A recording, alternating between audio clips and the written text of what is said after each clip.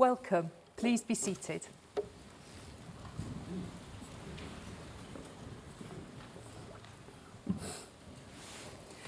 A very warm welcome to everyone to the opening lecture of the School of Divinity for the academic year 2024-2025. My name is Professor Sarah Prescott. I'm a Professor of Literature. I'm Vice Principal and Head of the College of Arts and Humanities and Social Sciences, of which the School of Divinity is one of our 11 schools. So we have a real range of disciplines across the college, from history, archaeology and classics, to philosophy again, language sciences, and also Edinburgh College of Art, lots of practice-based work around film and music, amongst lots of other things. I'm delighted that the opening lecture of the School of Divinity is joined with the inaugural lecture of Professor Jeremy Carrette. It is a great occasion to open the academic year and welcome all the new students, as well as to celebrate the professorial appointment of Jeremy Carrette in the School of Divinity. Now, before Professor Carrette delivers his lecture, I'm going to just talk about some of his amazing achievements over his career. Professor Carrette joined us a year ago, and it's been an absolute delight to work with him as the head of school over the last year. So I'll start with some academic achievements. Professor Carrette was born in Cheshire, south of Manchester, and brought up in Newcastle upon Tyne. He holds a BA degree in theology from the University of Manchester, 1983 to 1986, completing a final year dissertation across the departments of theology and psychiatry, with social ethicist Professor Anthony Dyson and psychiatrist Dr. Robert Hobson. He then completed an MPhil on the psychology of religion at the University of Lancaster in 1990 with Dr. Adrian Cunningham, where he examined the work of Swiss psychiatrist Carl Jung. He completed his PhD in 1997 in the philosophy of religion at the University of Manchester, with a study of the work of Michel Foucault under the supervision of Professor Grace Janssen. Grace Janssen remained an inspiration to his philosophical work, and he edited with Professor Morny Joy of the University of Calgary the posthumous, multi-volumed work of her feminist philosophical study of death and beauty in Western philosophy. As I mentioned, Jeremy Carrette became head of the School of Divinity and Professor of Philosophy, Religion and Culture here at the University of Edinburgh in August 2023. He had previously been Dean for Europe at the University of Kent, where he managed the postgraduate centres in Paris, Brussels, Rome and Athens, and was previously appointed to a personal chair in 2008 as Professor of Philosophy, Religion and Culture, teaching in both the Department of Religion and the Department of Philosophy. He was also head of the School of European Language, Culture and Language, and head of Religious Studies at the University of Kent. And he was previously head of Religious Studies at the University of Stirling from 2003 to 2004, where he worked from 1997. He'd also previously taught psychoanalysis at Goldsmiths, University of London, 1993 to 95, and he's also worked as a specialist teacher for autistic children. Moving on now to give you an overview of Professor Carrette's research, which focuses on interdisciplinary aspects of religion, philosophy, psychology, culture and politics, as his trajectory and life has shown in the outline I've just given you.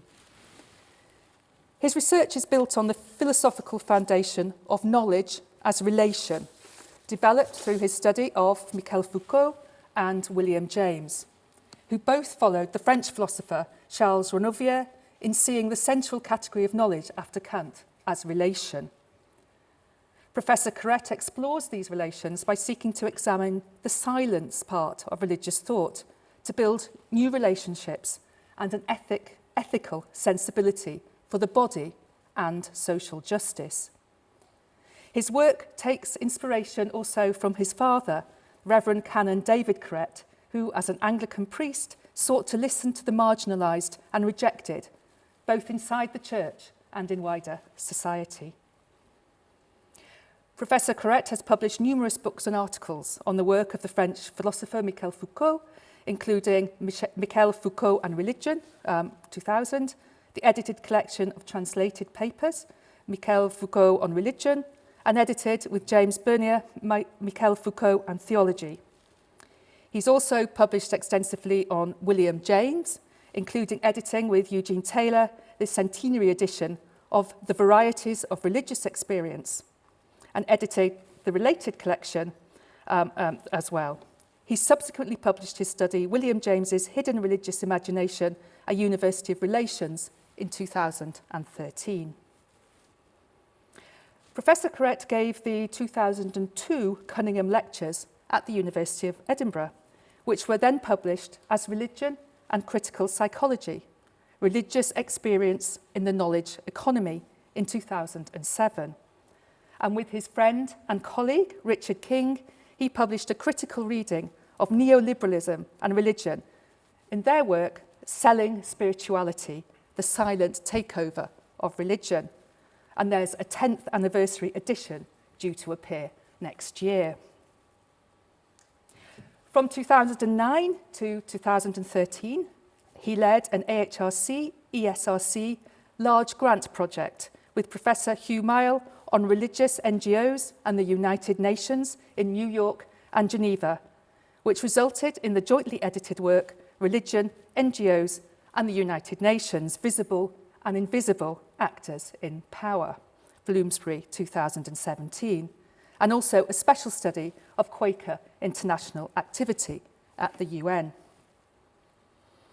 Professor Carrette's present research includes articles on Archbishop William Temple and land ethics, a review of Anglicans and the environment, as well as working towards his next monograph on William James's pragmatic theory of love, which I think we'll hear more about this afternoon.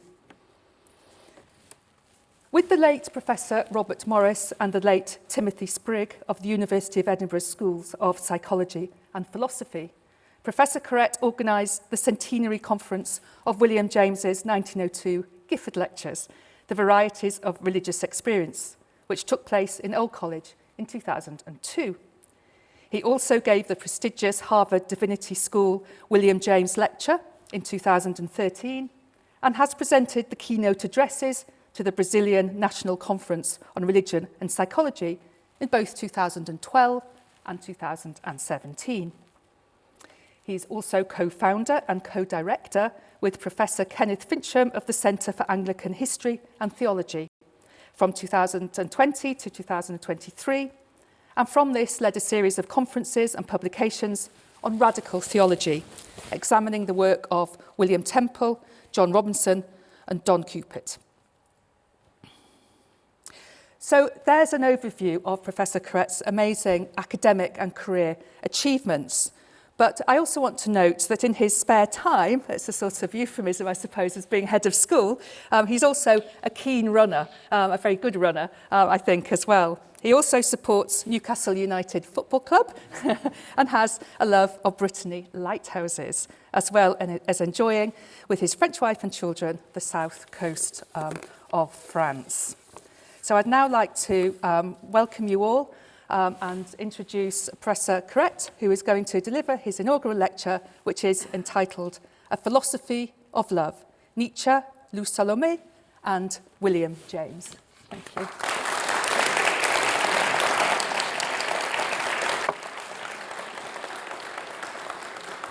And I'm going to sit at the front so I can see the slides. Thank you so much, Sarah, and thank you for all of those words, of which the core is that all that I am is built on relation, and the tributes to all of the academics that I've worked with are in many ways echoing through everything that I do.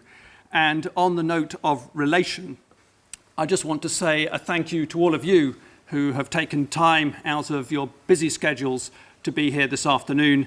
And I understand that as part of this academic year, we're also opening this to new students. And so to all of the new students, I want to particularly say welcome to the University of Edinburgh, and I hope that a lecture on the philosophy of love is a good beginning to your academic careers. I also would like to take a particular thanks to all of the colleagues and friends who are here, some from previous universities, some who've travelled far and wide. It's great to sort of share this moment, and also particularly to friends who've come from France. And I want to particularly thank you to Joe and Fred for coming, who sustained our childcare through our time in Paris. It's great to see you here. Our daughters are not here, but they did promise to watch the video. So thank you, Rory, for recording.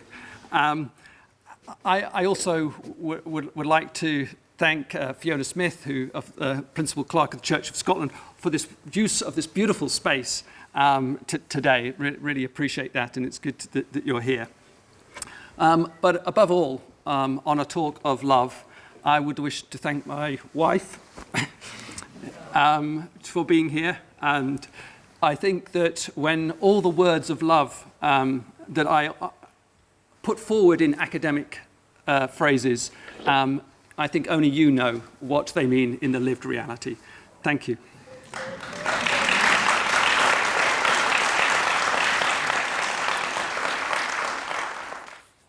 Love. Love is an issue in philosophy. But first, I want to begin with the words of love in every day. The Scottish psychiatrist and existential thinker, R.D. Laing, following a very successful dialogical and poetic book called Knots in 1970, which looked at the entanglements of human interactions, also published a very little text called Do You Love Me in 1976. Later republished as Do You Really Love Me? With the words really scribbled in red above the original title. The words Do You Really Love Me were the final parts of a dialogue between lovers doubting whether they were physically and emotionally loved by each other. More to the point, they were words about whether different parts of their body were loved and liked by the lover, to the point of questioning whether which eyebrow was more preferred, the left or the right, to which the skillful lover responds, but if I say one, the other will be jealous.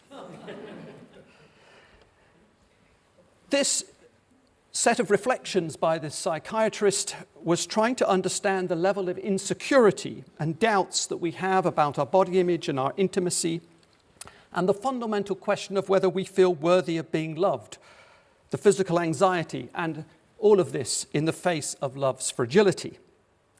It shows how the words I love you have a powerful force rooted in our everyday communications. Likewise, the French structuralist Roland Barthes explored the fears of anxieties of everyday love in his work in 1977, A Lover's Discourse, examining a range of positions in love, from being overwhelmed and terrified by love, to those ascetic and guilt-ridden denial of love, to the rejections and embarrassments, to its mystical fusions, and I quote, the thunderstruck gaze across the cafe. No doubt Barthes knew the best Parisian left-bank cafes for such exchanges. But what he makes clear in all of these examples is that love reaches a point where language is both too much and too little. And it's on this sense of too much and too little that it is worthy to remember on this day, which is September the 11th, the poignancy that, as many people have now recorded, that some of the final things that were texted by the victims in their final moments were, in a general sense, remember, I love you. Such a force of final words led the musician Mark Knopfler of the group Dire Straits to write in 2006 and perform with Emmylou Harris the song If This Is Goodbye, with the words, if I love you, that is all that matters, with equally powerful music in tribute to those who lost their lives and those who remained. But what those words do is to echo the fundamental understanding of the too much and too little of the words of love. These powerful examples are ones that challenge us in philosophy to question whether it is actually possible to think philosophically about love when it's detached from its existential and lived realities in those very painful and sharp moments. We might ask whether philosophers, particularly male philosophers, particularly with weird moustaches and beards of the male type that dominate 19th century philosophy, are adequate for us, and whether they fully understand the specificness of the field of use and the gendered specificity of expressions of love. Indeed, Andrew Schaeffer's amusing collection, Great Philosophers Who Failed at Love, shows that really philosophers may not be the best people to ask. As he said, a lover of wisdom and a wise lover are, it turns out, two different things. Of course, not all philosophers fail at love, and there are great accounts of love and the love letters of philosophers. I put here just two examples. John Stuart Mill's love for Mrs. Harriet Taylor, though she was married and he had a friendship with her for 21 years. He did eventually marry her and wrote lovingly in his autobiography of what he called the most valuable friendship of my life. There are also incredible love letters between the French feminist Simone de Beauvoir and the American writer Nelson Algren, and a transatlantic love affair of some 17 years, which, if you read it, has all of that deep passion and tenderness of those who are clearly in love. No doubt the philosopher and also lover of Simone de Beauvoir, Jean-Paul Sartre, was forgotten during these moments of writing. But then Jean-Paul Sartre did say in his 1944 play, No Exit, hell is other people. Despite the challenges and complexity and the philosopher's vulnerability in writing about love, love is too big an issue for a philosopher to ignore. And it has, as an issue, been erratically explored across Western philosophy. Indeed, from Plato, it has been a core issue. And in many ways, Whitehead's statement that philosophy is a footnote to Plato stands out very strongly when we reflect on the question of love, because in Plato's Symposium and Phaedrus, there are, of course, key parts of an issue about love, which Ivan Singer, in his 3-volume study of love, has demonstrated. And, more recently, Adrienne Martin's collection has also acknowledged that significant place of Plato. But despite Plato, love remains an elusive term. Though not sufficient, analytical philosophy has attempted to demarcate it. As we see, Robert Brown, in his book Analyzing Love, said there is no public criteria for what love is, but rather a spectrum of words across caring, loving, respecting, attracting, and affection. The spectrum of words returns, of course, to that big question in Greek philosophy, which has taught us many, many things, but it has shown us that love is diverse across eros, agape, and philia, desire, care, and friendship. And it has also been widened in the Greek tradition to refer to storge and pragma, family love and enduring love. And indeed, this diversity of loves in the Greek tradition was picked up by the Canadian psychologist John Lee in his book Colours of Love, an exploration of ways of loving, to show that diversity of forms and interconnections of different forms of loving. And indeed, the florist website blog, FTD, also took the idea and said, after demarcating the types of love, why not show it by sending some flowers? One should not underestimate sending flowers, of course. Words for love are diverse, And translating love from other cultural and religious traditions can often be distorting. Across a diversity of usage in a variety of different religious traditions, there is a devotional notion of love, there are notions of love related to compassion, states of consciousness, and a wide set of moral consciousness. But my focus here is on the Western philosophical account of love. But even in the Western philosophical account, we have to understand the plurality of positions and also build a critical context for thinking about love. Indeed, modern philosophers have provided a critique of the dominant forms of love and a critique of the imagination of love. Hannah Arendt, for example, in her doctoral work, opened up an in-depth study of Augustine's theory of love across the dynamics of the love of God and the love of neighbour, and argued that there was a fundamental question around the political force and lack of it in Augustine's work. Of course, Foucault has also underlined the historical conditions of love, desire, and pleasure in his new economy for same-sex love. And bell Hooks' inclusive trilogy of work on love has underlined a whole series of new questions that have been incredibly insightful. From her book, All About Love, she offered a personal exploration of how we needed to define love and its vitality. In the next volume, Communion, The Female Search for Love, she showed the social positioning of women in discourses of love. And in her book, Salvation, Black People and Love, she called for a renewal of thinking about love, lost as an answer for black communities and social justice, reviving Martin Luther King's 1963 work, Speeches on Love. As bell Hooks rightly indicates, without justice, there can be no love. And the correlation between love and justice is, of course, a 101 complex question in the study of philosophy and religion, and it's one to which I will return, because the demands by which we think about love require us to understand its ethical implications. And finally, there's also the work of the French feminist Luce Irigaray in her construction of the third space for love, a love that transforms our rationality to overcome the patriarchal ego.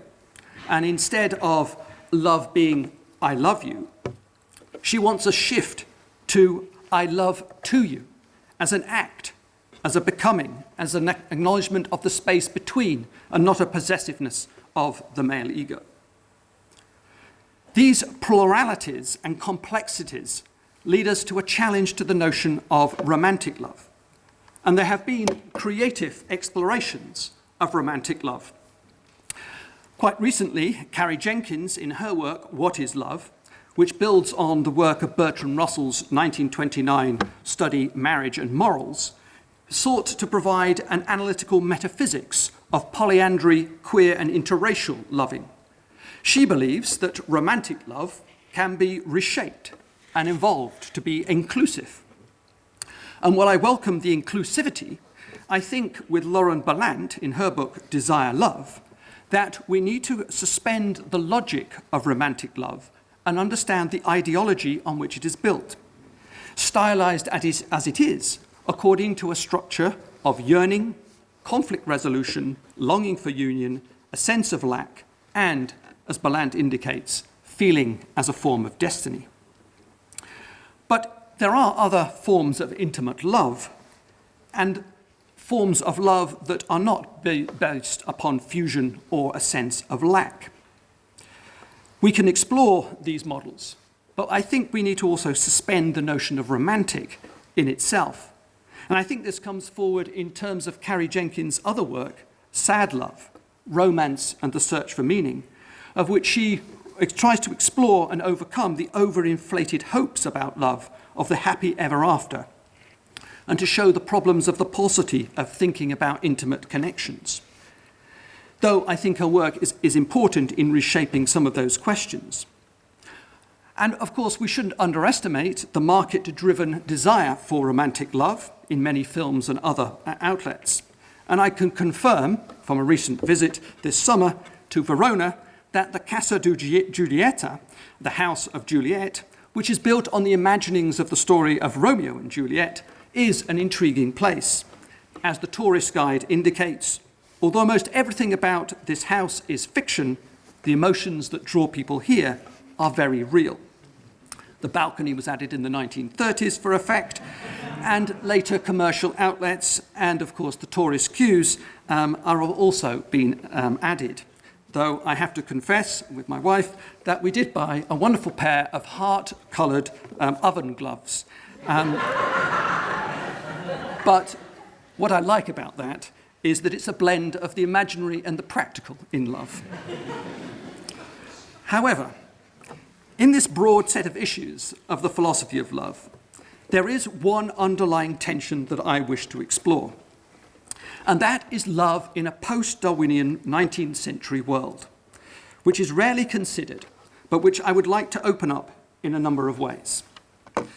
I want to call this the problem of the Plato-Darwin philosophical problem of love, which in its extremes ranges from, indeed, Plato's Symposium, around 370-380 BCE, to, of course, in its other extreme form, which will be well known, Desmond Morris's 1967 text, The Naked Ape, which is a text reducing all forms of love to a form of coupling and survival instinct. But in order to do this, I want to take you on a little journey in order to grasp the full weight of my philosophical problem. And I want to take you to Italy. And I want to take you to this particular place of the Italian lakes and Lake Orta. Because this is an intriguing place of the Sacro Monte, the Sacred Mount, which is a World Heritage Site from 2003. And you can ascend from the lake, up the hill, past 20 chapels dotted at various stages, where you will see a life-size terracotta statues depicting the life of St. Francis, from birth to canonization. Began in 1583 and finished in 1788. As the Italian Ministry of Culture website states, the beauty of the landscape, the silence and harmonious balance between art, architecture and nature mirror the essence of Franciscan spirituality. Such an artistic legacy holds the life of the saint, a theological community, and many strands of love. The love of the monastic community, the love of the monks, the love of creation, the love of God, all captured in this beautiful walk.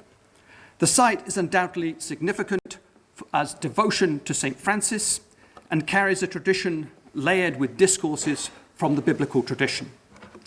And if you go to Chapel 8, you will see on the Sacred Mount this chapel to St. Francis with paintings of the vision of Ezekiel, the apparition of Christ by the disciples, Elijah kidnapped on the chariot of fire, and Solomon's parents watching an angel going to heaven.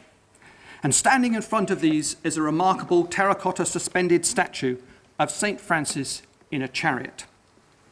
And there below are the friars in awe and loving gaze, seeing Francis on the chariot. Now, the chariot is significant in this artwork and carries a distinct cultural symbolism, which, as Stuart Piggott has noted in his 1992 text, has always been, from the very early oxen cart from around 3000, 2000 BCE, a very long and prestigious form in ancient ritual. And it had the capacity to depict power and transcendence and became embedded in the Greek and Roman and Judeo-Christian tradition, and the symbolism of the chariot took on a new force. And indeed, my fellow biblical scholars will be able to give more detail on that significance of the chart in the biblical text. But what is significant here is as much the biblical allusion as the fact that it also calls out another chariot, the chariot that links to Plato's Phaedrus, perhaps captured in the loving gaze of the monks. In Plato's Phaedrus, you actually see that the soul is represented by three components: the charioteer, reason, managing the two flying horses, representing the spirit of the will, and the appetite, desire, a combination of forces that wherever we are, we have to manage within ourselves at varying levels of success throughout our lives.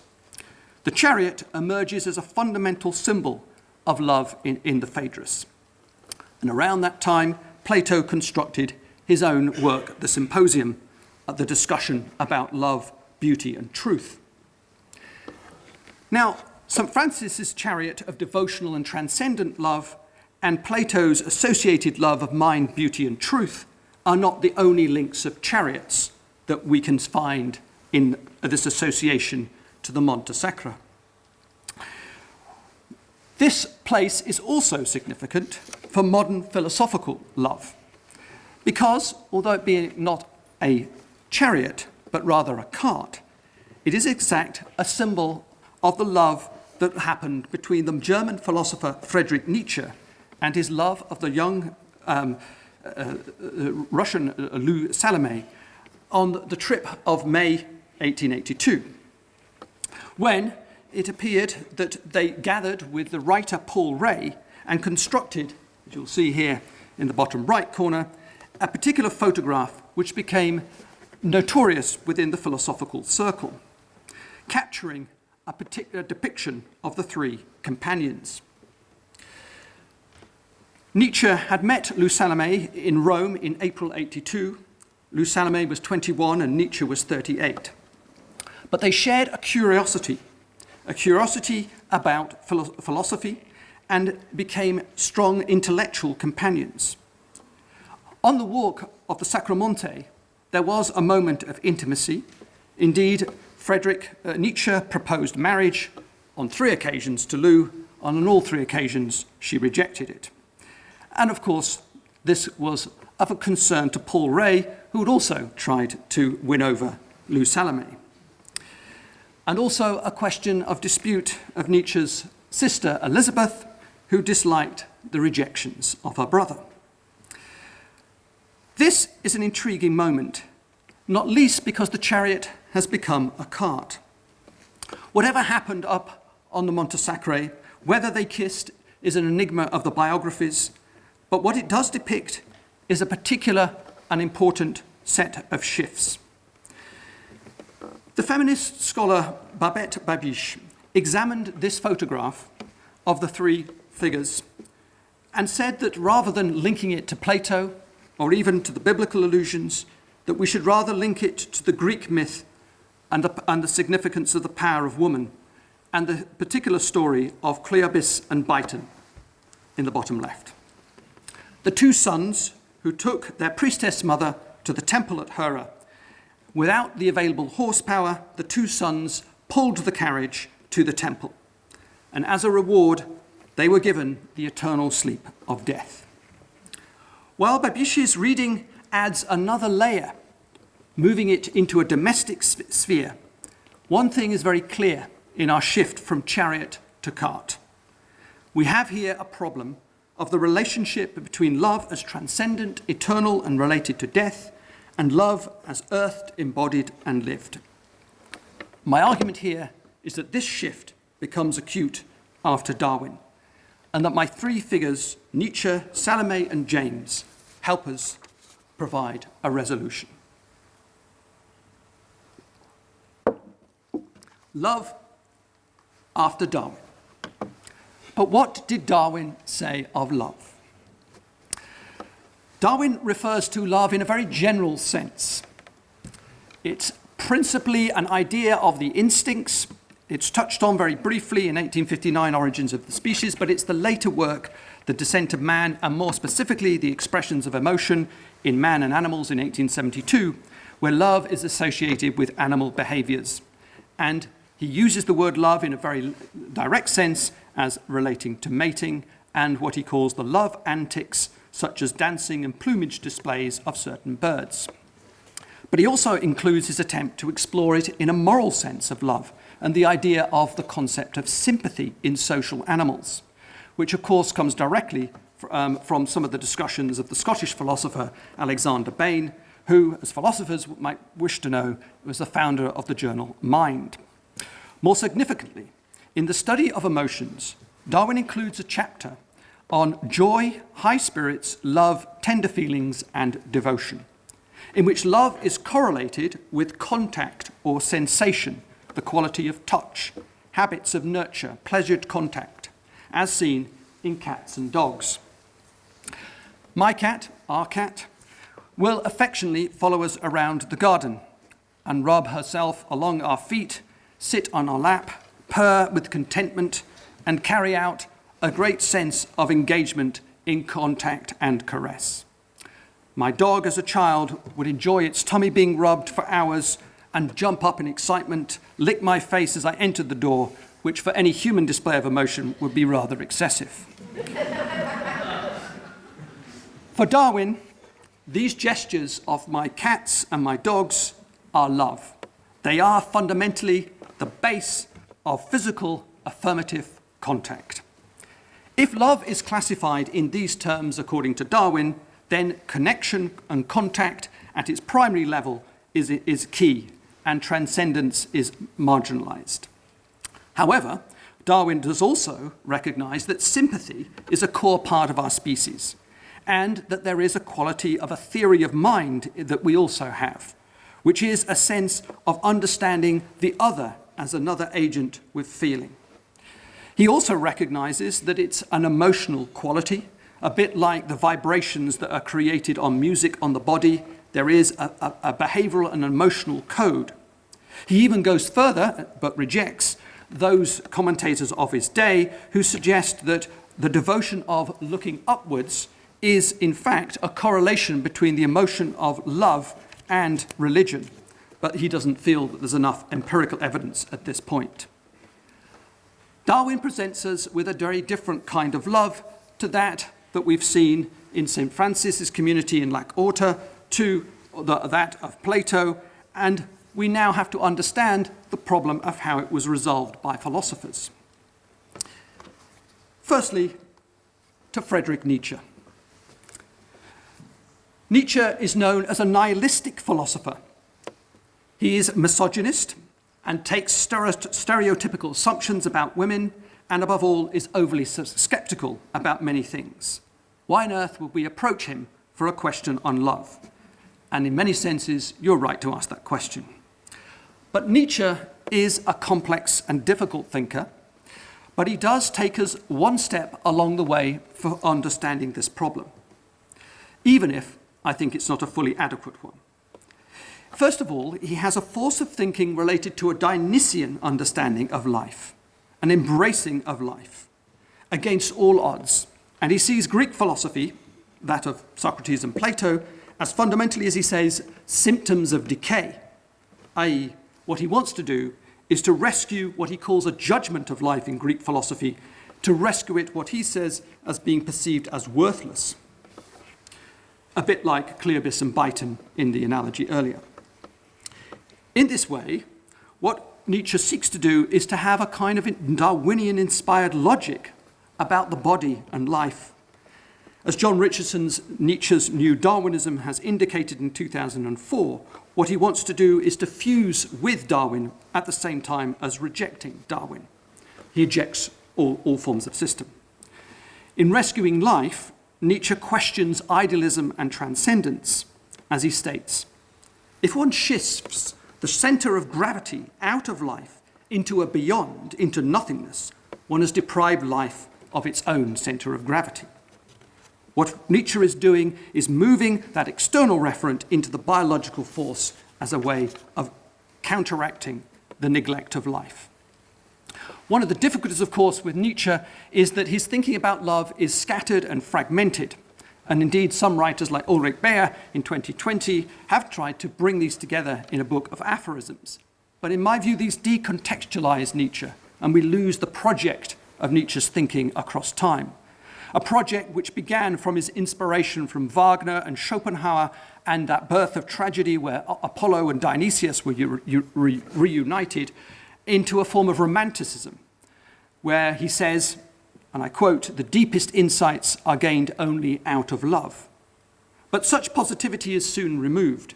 In his Enlightenment scientific understandings in Human All Too Human in 1878, a work which Louis Salomé had grounded as his positivist work, love loses its value and becomes empty. It is broken in familiarity and what he calls the wicked game of change.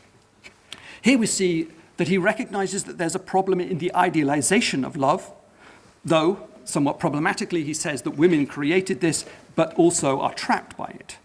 He then shifts into an aphoristic style in The Joyful Science of 1882 and equates love entirely with greed and possessiveness. He sees love as undistinguishable from these biological forces.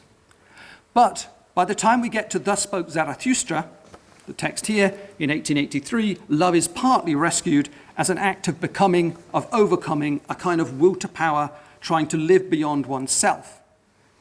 And finally, in The Twilight of the Idols of 1889, he comes back to the Greeks and says powerfully, the spiritualizing of sensuality is called love. This is to bring love down to earth.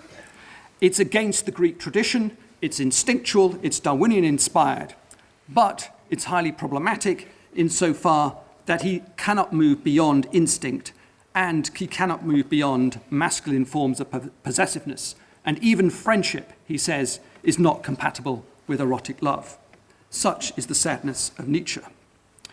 If love is limited, as Nietzsche would say, he just about rescues that in Thus Spoke Zarathustra. And strikingly, that is the text that he acknowledges was influenced in part by Lou Salomé, the moment when he saw the possibility of love. Indeed, love is registered in some positive way there. But in order to understand Nietzsche, I think we have to go to the first commentary of Nietzsche. And that first book on Nietzsche was written by Lou Salomé, a long and forgotten text from 1894, where she understands fundamentally that life and philosophy are linked. And she actually recognizes that his inability to grasp something of life is that his philosophy is built on suffering and loneliness. And his own maxim that what does not destroy me makes me stronger. Importantly, she understood that beneath all of that, rejection was a religious quest. Indeed, the attempt to find meaning in suffering and through suffering was his own religious quest. But for the complete picture, we cannot stay in the commentaries of Nietzsche. We have to move to Lou Salomé's own voice on love.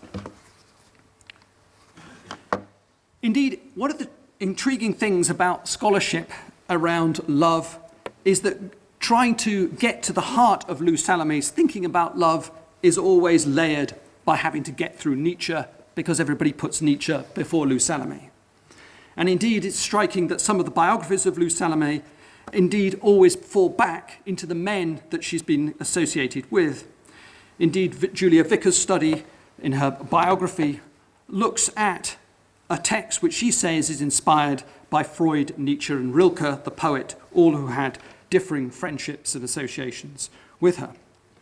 And Angela Livingston's own, in her own biography, is a refusal to prioritize Nietzsche in her own study, preferring a whole different set of relationships which she regarded as more important. And this negativity around Lou Salomé in the biographical literature and in academic texts is quite remarkable. Indeed, in the Sea of Faith series by the philosopher Don Cupid, in an otherwise brilliant series of reflections of which I recently had a conference, introduces Lou Salomé in a very complex way. And it actually says that this was the person who seriously disturbed the bachelor life of Nietzsche, and that she was framed, and I quote, as volatile and difficult. But, we may ask, to whom was she volatile and difficult, and is not rather the problem of Nietzsche, and a better description of Nietzsche? And biographers have also referred to her as a wayward disciple of Nietzsche. And indeed, as has been pointed out by Nasser and Yezdal in their work, Women Philosophers of the Long 19th Century, Salomé was more than a muse, a mentor, and a collector of male geniuses. She was a philosopher in her own right. Lou was supported by the German educational feminist Malvida von Meisenburg, who introduced her to the intellectual world of Europe and introduced her indeed to Nietzsche and Paul Ray, the writer in the picture. Following leaving her German-speaking home in St. Petersburg in Russia, she went to study in Zurich, one of the only institutions available for women to study at that time. She was of German, Baltic, and Huguenot descent and established a life of intellectual enrichment. She resisted marriage for many years, but though would marry eventually the linguist Frederick Karl Andreas in 1887, only because of his emotional threats, she refused relationships with him and remained independent to travel and study and to explore the world. Indeed, she did eventually have lovers, including the poet Rilke in 1897, and became a major friend of Freud, trained as a psychoanalyst, and the greatest honor that Freud could pay her was to allow her, after his own analysis of his daughter Anna, to allow Lou Salomé to become the analyst of Anna. These are all recontextualizing and rescuing the voice of Lou on love. Lou, in many ways, is ahead of her time. And to a large extent, as Matthew Del Novova has argued, she was anticipating many of the French feminists and the post-structuralists in her theories of sexual difference. She pushed against Freudian theory and resisted the reduction to see motherhood as the defining feature of the physiology of woman. And while largely ignored in Juliet Mitchell's Freud and Feminism of 1974, she was, as Gary Winship has indicated, a founding figure in the post-Freudian object relations theory movement. Her studies on love appear principally in two articles, The Love Problem of 1900 and in her book The Erotic, commissioned for a series published by the Jewish dialogical philosopher Martin Buber. While her own thinking on love holds many Darwinian aspects and anticipates a later Freudian structure, she resists what she calls the one-sided approach to love. What she seeks to do is to widen love to a broad set of ideas. What she wants to get behind is the total grasp and the purpose of love, the totality of its phenomena, as she says. She wants to hold on to the sublime and the basis elements in that study of the erotic. Indeed, what she does is to develop three dimensions of love: the physiological, the psychical, and the social. And she says each is not the relevant point. The point is their interaction of these different levels in the emergence of love. And rather than see love reduced to the erotic, what she wants to do is to say that the psychological state determines that space.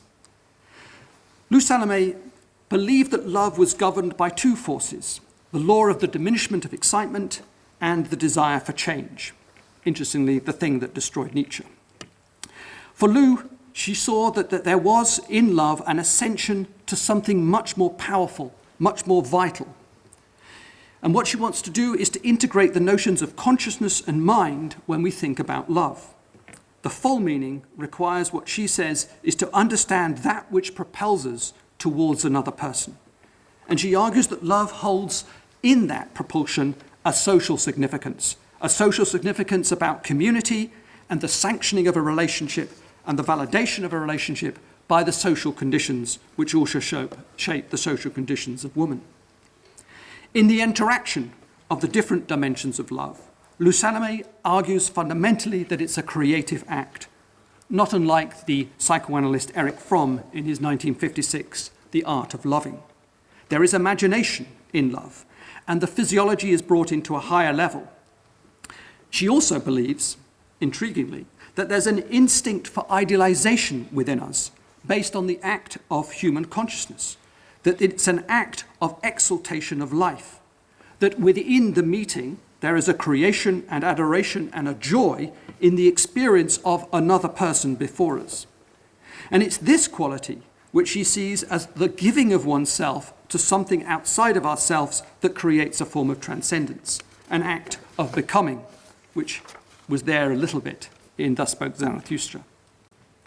In this sense, she wants to argue that love holds a realm of the religious, but for her this is not something beyond life, but is actually part of life.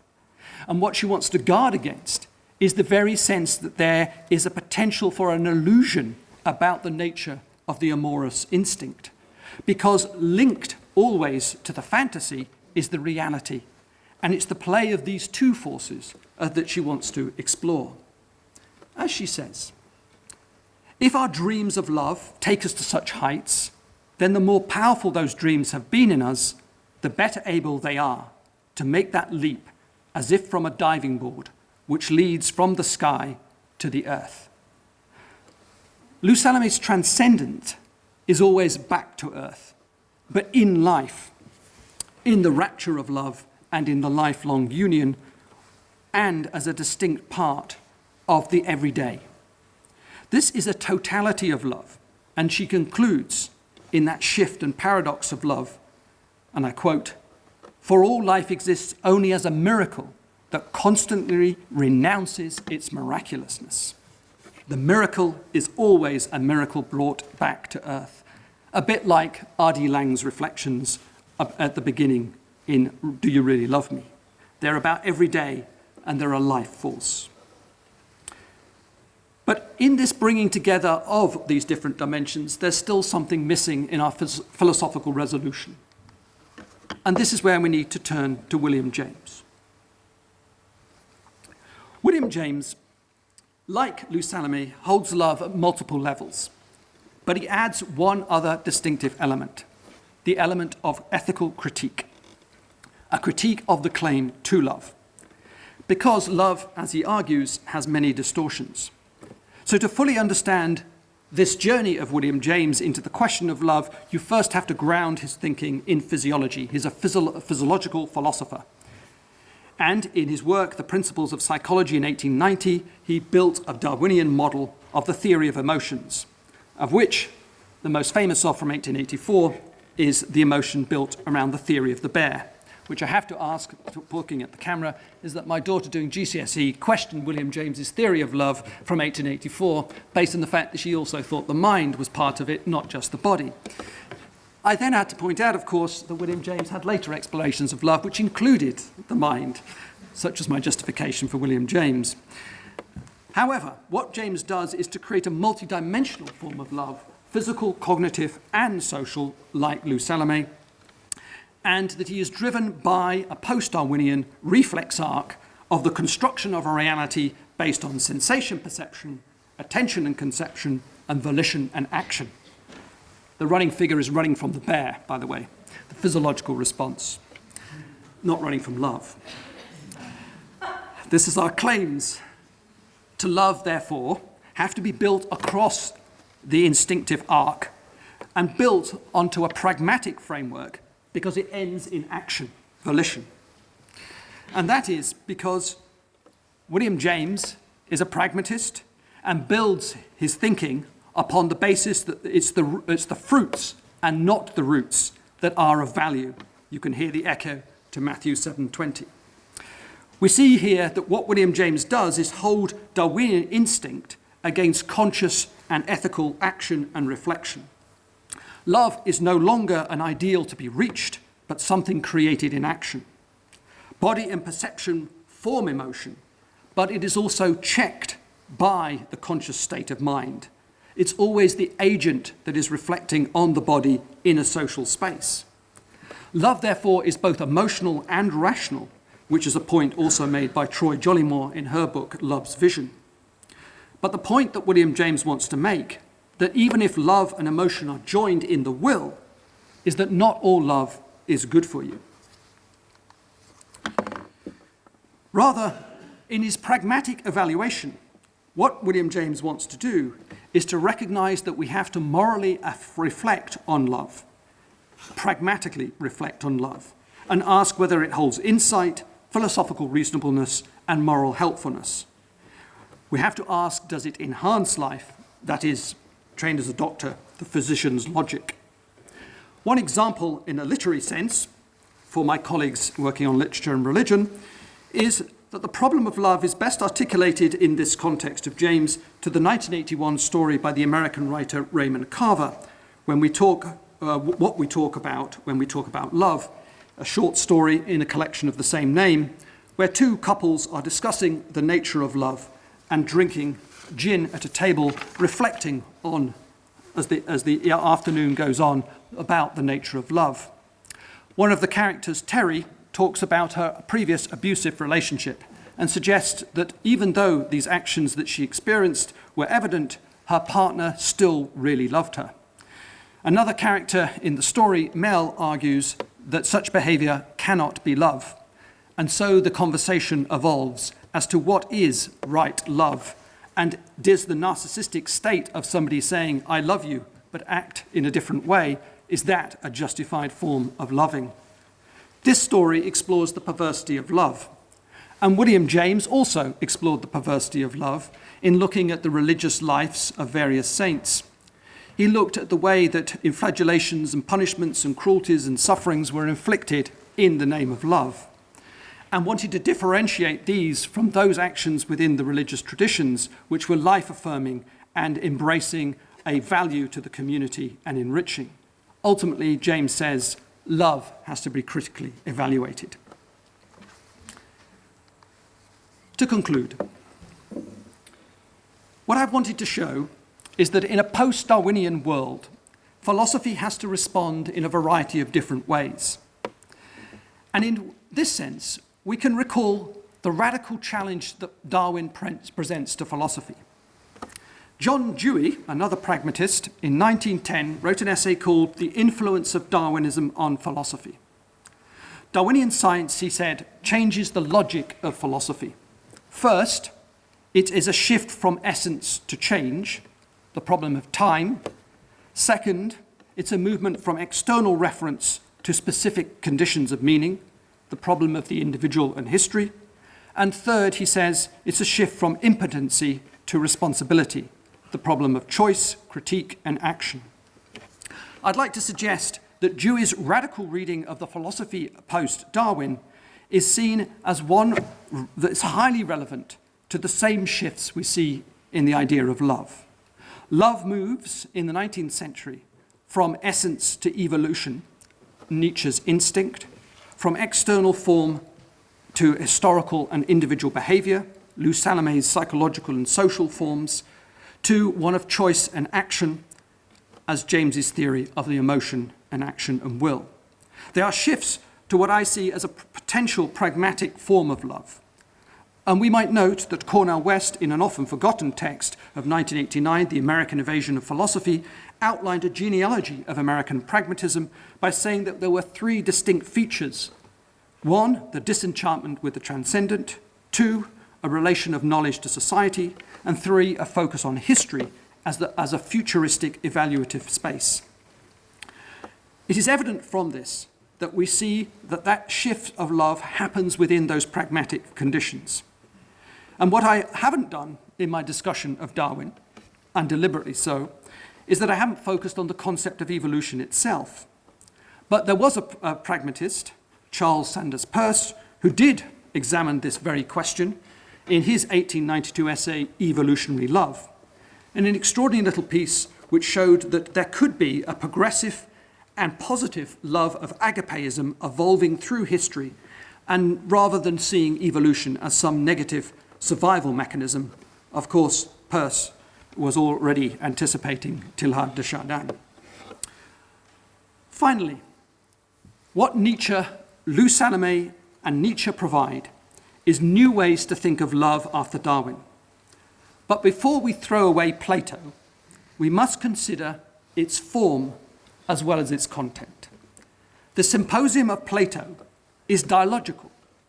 There are 7 guests debating love, offering different models of love.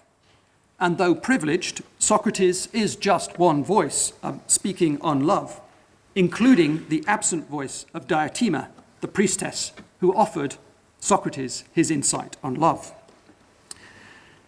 She, of course, was part of the uninvited, as Carrie Jenkins and Carla Nappi have argued.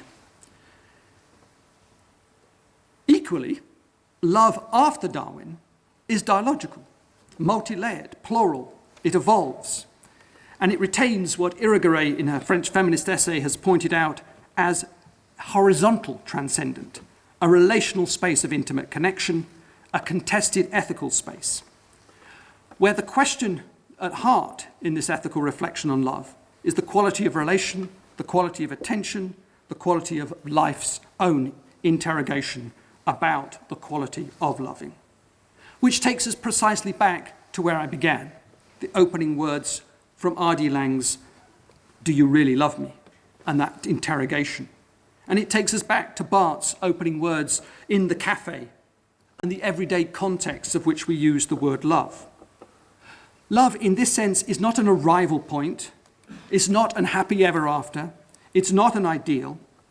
But it's something that gives us the capacity to frame what it is to relate to another human being, to constantly relate across the registers of our existence, the physical, the psychological, and the social conditions that define who we are and shape our lives.